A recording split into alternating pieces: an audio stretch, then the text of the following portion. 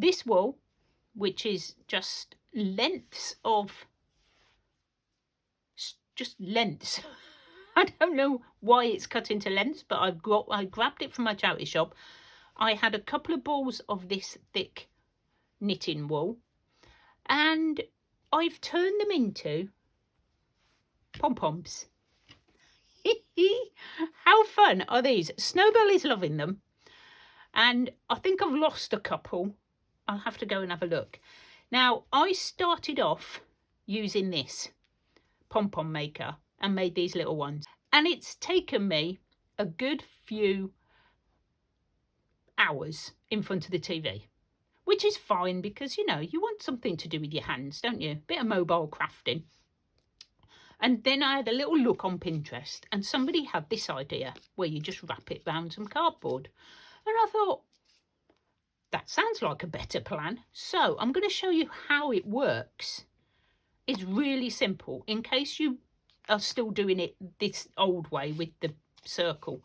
All you do is you cut like a template out of a strong piece of card. Obviously I'm using the cat food box. You get some thick wool, twine, whatever you've got, and wrap it around about 100 times. This is variegated, so it turns out absolutely gorgeous. I'm just going to carry on, wrap this up. Right, I'm nearly there. Right, and just stop it. You do use quite a lot of wool up, which is good because, you know, we've got balls of wool lying around. I don't know about you, but I know I have. And we're going to cut a length. Now, I did try and use the wool, but it broke. So I'm now using baker's twine. And I'm popping it through.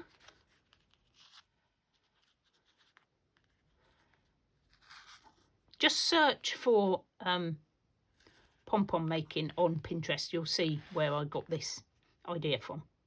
I can't remember who it was. Right. And you pull it as tight as you can, which is when I broke the wool. Right, now I needed another pair of hands. Snowbell was not around to put her paw on it, and you've got to pull it really tight. And this is the tricky bit. If you haven't got somebody, it's like wrapping a present on your own, isn't it? When you need another pair of hands. So hopefully I've got it. So you've got your knot tying it all together. You grab some sharp scissors and cut. She says it's quite tough. You do need some sharp scissors. You can snip away at them, but I like to do it all in one go because I like doing that. Look how cute it is. Instant. Make sure you don't cut your hanging bit. I've done that a couple of times with the little ones before I realised what I was doing. I was trimming them and couldn't see where the wool was and trimmed it all off. So there we go. So it's all off, and all you do then is just pull it. How much easier and quicker is that? Then of course you have your pom-pom, and just pull them two together. Obviously it's going to be a bit tatty because you'll have wound it sort of, you know, a bit, what's the word I'm looking for? You'll have wound it sort of not quite the same tension all the way round. So all I do is just have a little look at it and just sort of cut off any extra long bits. I don't worry too much, you know. You don't have to cut them at all. I don't want to get too carried away and cut them like way small.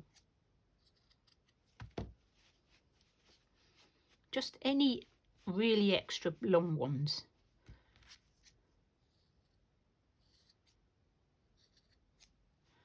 I think that'll do. That'll do.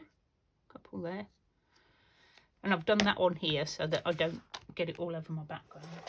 Okay, so I have a piece of scrap card which is about 10 inches square. So I've managed to find something circular, which is the tin of this lid. This tin of this lid, which it is the lid of this tin. And I'm going to draw around it and hopefully try and cut it out. Yep. Circular cutting out. Should be fun. Right, what I'm going to do for you is just go round it in and myself to go round it in some chalk so that I can actually see what I'm doing. Whoops. Because I will lose that pen line. Oh, hello. Can't do anything, can I? And I've also got a embroidery hoop, which I think will do nicely for the inside ring.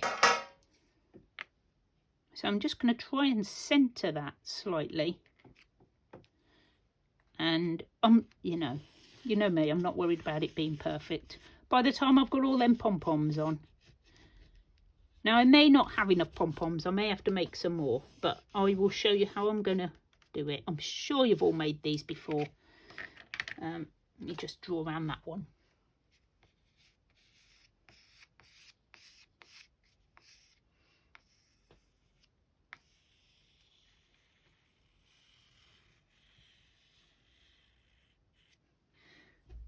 Okay, so I have my 2 circles. I'm going to cut around the outside and around the inside, leaving me this bit. Wish me luck. Here we go.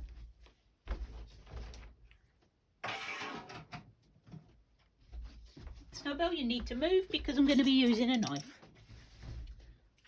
That means move your tail. She's trying to get up on the windowsill and there's no room. Oh, go on. I'll just move everything so that she can get behind. Okay.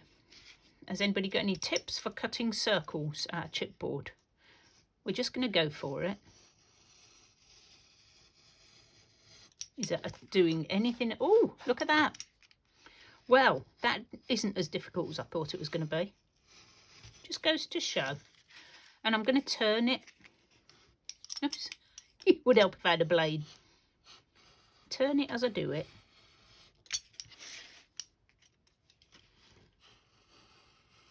It's not going to be perfect.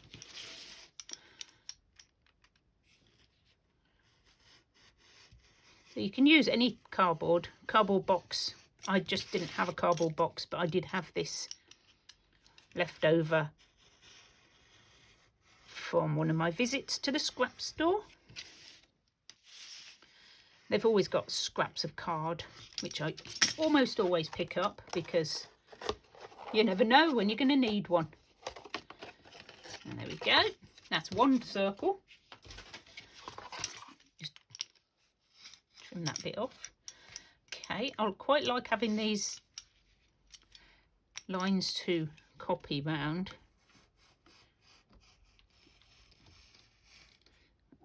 Off you go. Thank you. Fleeting visit today. She's not stopping.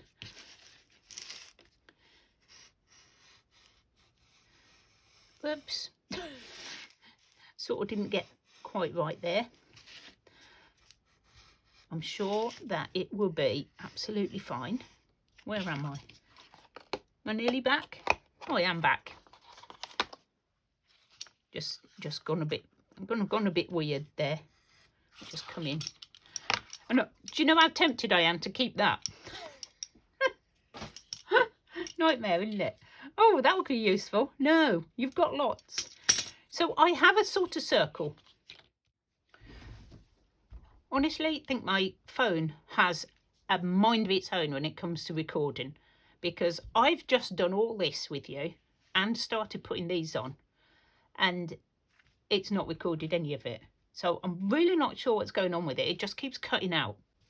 I'll run over what I've done. So basically I got some strips of this cotton fabric.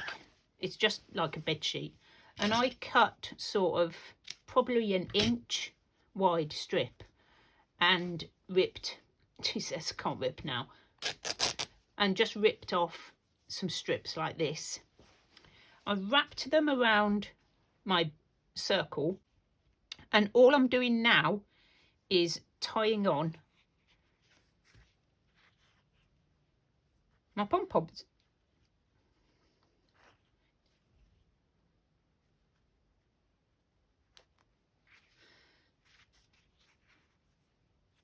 Nothing complicated. This is definitely a nice little craft you can do with your kids or your grandchildren. I would so do this with Olivia if I was with her. I think it would be a really sweet thing to make with her. We will just carry on. Oh, I don't know why I've only got one string. I think I've cut it off. We'll work that one out. I'm going to put a big one on. But yeah, I am sorry about that. I'm going to have to maybe invest in a camera. When I've earned enough money, I will invest in a camera and not use my phone. Let's put another one there.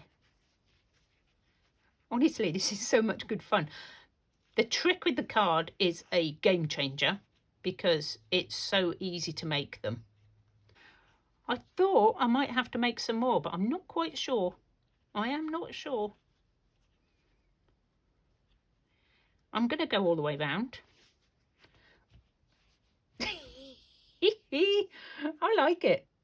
I'm wondering, put that one up here, I think. I'm wondering whether to use another colour, but I don't know.